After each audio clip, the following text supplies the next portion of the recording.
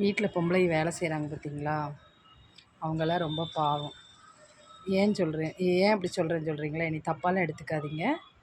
ஏன்னா இப்போ நம்மளாம் வேலைக்கு போகிறோம் இல்லையா, நம்ம எல்லாரும் வேலைக்கு போகிறோம் இல்லையா, அப்போ நம்ம 4 பேரை பார்க்குறோம். நம்ம எவ்வளோ டென்ஷனாக இருந்தாலும் அதை நம்ம யாரோ ஒருத்தர்கிட்ட சொல்லுவோம். ஏதோ ஒன்று பண்ணி அவங்க ஒன்று நம்மளுக்கு சொல்லி நம்மளை அதுலேருந்து கொஞ்சம் நம்ம வெளியே வந்துடுவோம். அந்த அளவுக்கு மைண்டில் இது இருக்காது.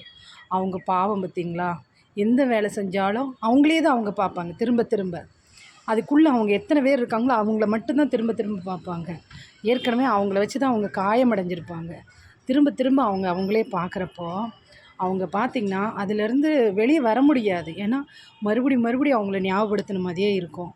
அதனால் அதை தான் சொல்கிறேன், வேறு ஒன்றும் இல்லை. அதனால் அவங்க பாவம்.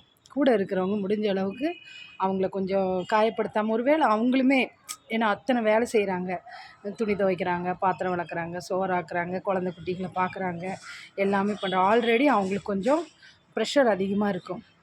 அது மீறி அவங்க ஏதாவது சொன்னாலும் கூட இருக்கிறவங்க கொஞ்சம் அனுசரித்து போங்க. அவங்க யார்கிட்ட என்ன சொல்ல முடியும்? நீங்கள் தானே கூட இருக்கீங்க, உங்களை தானே சொல்ல முடியும்.